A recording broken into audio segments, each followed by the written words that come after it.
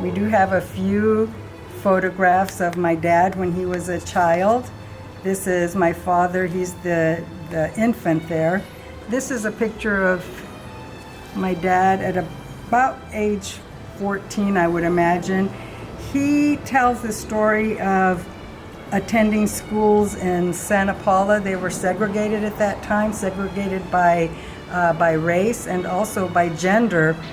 So he tells of very inadequate education that he and his Latino Mexican classmates received. But he stayed in school through junior high school, and once he got to high school, he and his classmates realized that they were woefully unprepared for high school. I'll share a couple of photos that we have from around that time. He was probably a teenager here with two of his brothers, Hector and Tony. My dad is in the middle. When he was about 14, he also met my mother, Tilly Lukey, and we'll say some more about that a little bit later. My dad did step foot at Santa Paula High School, and he did attend there for a while. This is a picture of him on the grounds at the high school.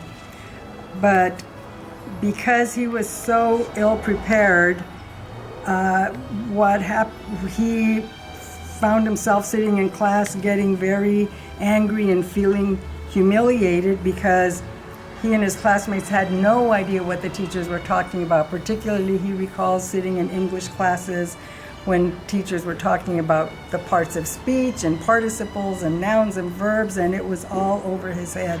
He did not stay long in high school. He left disillusioned, angry, but never feeling dumb. He never felt inadequate, or he was a deep thinker. He has always been a deep thinker, and he knew that they were not prepared, not because they were lacking something, but the school system was lacking something. And so he was determined to educate himself. So by the time that he married my mother, Tilly, that was about 1947, 48 perhaps, he was already self-educating. He read everything that he could get his hands on. Because he lived on Ventura Street, the old library was very close, just a couple of blocks away, and he said that he spent many hours and afternoons reading whatever books he could get a hold of. And he took some classes at Ventura College also when they moved to Edwards Ranch. After my parents got married, soon after they did move to Edwards Ranch, which is situated between Saticoy and Santa Paula. And there, myself, who's pictured in the photo, and my brother Robert were born when we were living at the ranch. And I lived there with my parents for about the first 8 years of my life.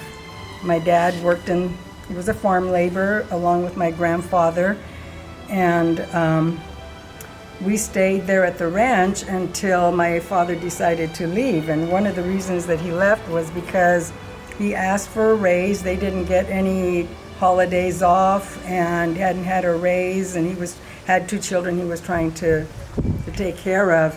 And when the bosses there at the ranch told him, well, if you don't like it, go get another job, he did. He left and he started to drive for Southern Pacific Trucking Company. And he did that for several years, and on that salary was actually able to move to Santa Paula and buy a house on 14th Street where he and my mother live to this day. I believe they bought the house around 1957, and they are still there. My father was always very aware of world events and local events and political events. He would talk to me even as a child. I was aware of the civil rights movement, of Dr. Martin Luther King, of inequities. what happened with the Native Americans in this country. My dad would share a lot of his perspective with me and with others. So around 1970, in the early 1970s, there was an issue that arose in Santa Paula related to bilingual education. And there were schools, the federal government was making funds available for schools to implement bilingual education. Well, there were certain elements in the community that were totally against bilingual education, and they fought furiously to keep those programs out of our schools. My father and a few of his friends here in town believed that the Latino students would benefit from bilingual education. And so he went to meetings, he spoke up, and when it came time for school board elections, my father was chosen by his group of friends to run. He never intended to run, but they coaxed him. There was nobody else that wanted to run for a seat that was empty. And so he ran, and to everybody's surprise and shock, he actually won.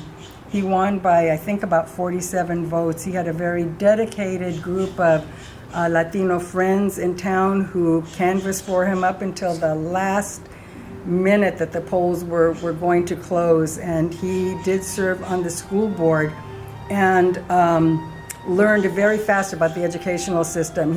At that time, he was a truck driver, had dropped out of high school, but he made it a point to learn about the laws and the issues related to public education, and he served very proudly for a few years.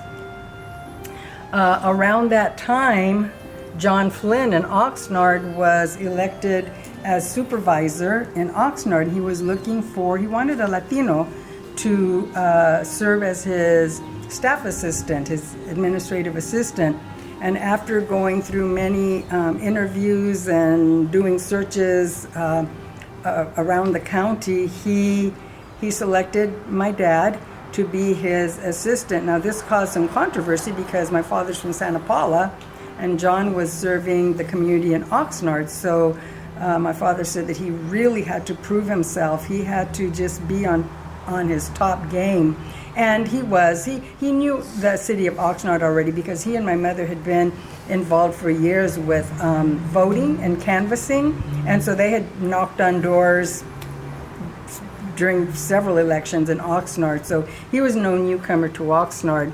Around that time, Cesar Chavez was working in the county, or coming to Ventura County, because the farm workers movement and the grape strike and the strawberry strike that was going on here were in full force. And so my father stepped in as the chairperson of Friends of the Farm Worker for Santa Paula, and that was a very intense time. I recall him telling a story that one time the people in Santa Paula, the supporters of Cesar Chavez were going to have a march in support of Chavez and the farm workers in town.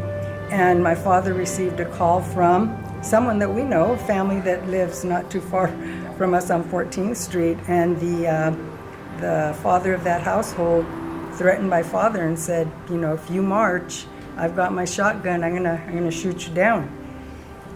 So my dad said, he told them, well, you do what you need to do, I'll do what I need to do. And they marched and nobody got hurt, thankfully. But it just goes to show that the people who stepped forward were really taking risks at times with their lives. He served with John Flynn as the administrative assistant for a few years, and then Omer Rain got into office as a state senator.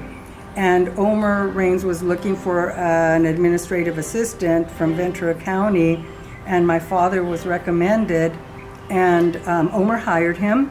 And so that was my dad's first experience working for a state senator. And he served for several years with Omer and was his right-hand person, went to all the meetings and Ventura County, got to know all the constituents. It was, those types of jobs are 24/7 jobs. So my dad got to know the county, and they got to know my dad very, very well. Omar Raines ran for, I believe it was Attorney General at one point, and he did not win that election. And so him being no longer a senator, my dad was hired by another state senator, Gary Hart. And so he worked for Senator Hart for several years, and until he retired, I want to say in the 1980s. I'm not sure of the exact time, but he served those two state senators well. And stories are told of how my dad, when he would go to the state capitol, people's heads would turn, because when he first started working for Omer, there were no other Latino staff assistants or administrative assistants working for state senators. So he turned a lot of heads, and had, like I'd mentioned earlier, he really had to be very conscientious, very ethical about what he did, because he knew that he was a trailblazer and that eyes were on him, and he wanted to open doors for other Latinos. Okay, so all during this time, my mother and father were raising their own family, were raising their children. So there's a picture of my mom and dad. They had there were four of us, Robert, Jonathan, my brothers, and Marie, my sister. My father had determined early on that all his children would go to college. That's why he worked several jobs that I haven't even mentioned, working liquor store clerk, and he made sure that we all went to college, and we did. We all got our college degrees, and 3 of us got our graduate degrees. And after my father retired, he still stayed active, and he's active to this day. He's very active in his church and was given an award for being instrumental in the expansion of Our Lady of Guadalupe Church. They did a tremendous job fundraising. The Archdiocese of Los Angeles didn't think they could do it, but they in fact did raise over $1 million and expanded the church. He loves interacting with high school students and young people and sharing his stories and encouraging and mentoring. At one point, the Cabrillo Housing here in Santa Paula dedicated their child care center to my dad, because they knew of his interest and work in the field of public education. And he also fought very, very hard for the Cabrillo projects and for housing for farm workers. He also co-founded the Latino Town Hall, which is still very active in Santa Paula. I think we celebrated our 27th year of existence, and my dad and Ray Garcia co-founded that many, many years ago, and he was the president for the first 10 years. So as I said, he remains active. He loves going to meetings and speaking up and supporting people and helping people wherever he can. And I appreciate the opportunity to tell his story, because I think that there's a lot to learn from his story about initiative and perseverance and compassion and love. So thank you. Thank you.